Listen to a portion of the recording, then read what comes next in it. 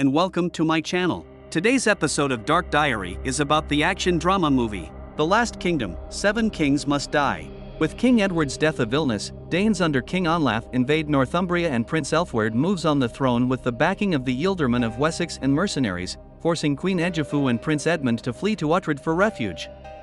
In Bebbanburg, Ingrid prophesies that 7 kings must die and the woman you love before England is united, while Uhtred, now an old man, dismisses the prophecy as he isn't a king and has no wife.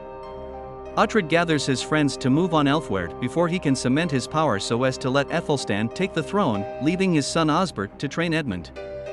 Aethelstan has grown very religious and taken Lord Ingelmunder as his advisor, who uses the Bible to help dictate the prince's actions. In Egilsburg, Uhtred and his men pose as mercenaries looking to fight for Aelfweard, only to learn that he plans to lure Aethelstan into a trap. However, Aethelstan anticipates and outwits his brother's trap while Uhtred takes control of the town's gates, allowing Uhtred to convince Aelfweard to surrender peacefully. Convinced that he has been chosen by God to be the rightful heir, Aethelstan kills his brother in cold blood rather than allowing him to go into exile, and has his men slaughter Aelfweard's men. Uhtred manages to convince Aethelstan to stand down against the wishes of Ingelmunder, but he refuses to kneel before Aethelstan until he's officially crowned at Winchester.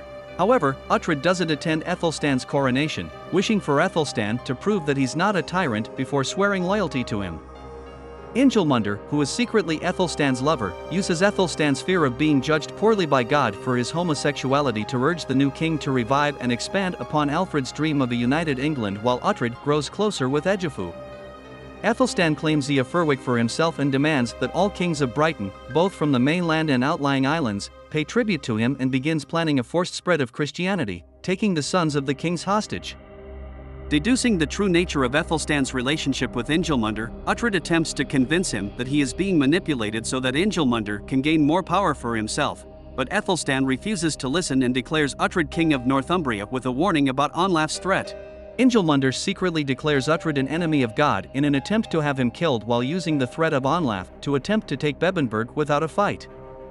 Aldhelm warns Uhtred, causing Aethelstan to hang him for treason, while Uhtred intercepts and captures Ingelmunder and offers to trade him for peace with England and a guarantee that his people won't be forced to convert to Christianity. Taking advantage of the growing discord, Olaf gathers the kings of Man, Shetland, Orkney and Strathclyde to move on England. Ingelmunder manages to convince one of Uhtred's Christian servants to lure him into a trap, forcing Osbert to surrender Bebbanburg. However, unable to bring himself to kill Uhtred, Aethelstan sends him into exile, threatening to kill Osbert should he return, while Egifu was sent to a convent and Osbert and Edmund are sent to Ingelmunder's garrison at the Wirral Peninsula. Your lands will be overrun. This is all lies! We can defeat them. United. Aethelstan embarks upon an invasion of Scotland, prompting the previously reluctant Constantine to ally with Olaf. Uhtred is captured by the Danes, who ask him to assassinate Aethelstan to avoid war, while Ingelmunder is revealed to be a Danish spy working for Olaf. After failing to convince Aethelstan of Ingelmunder's treachery, Uhtred returns to Bebbanburg to find it abandoned, aside from Egifu and Ingrid and the other residents trapped by Olaf's men in a nearby cave where they've suffocated, fulfilling part of the prophecy.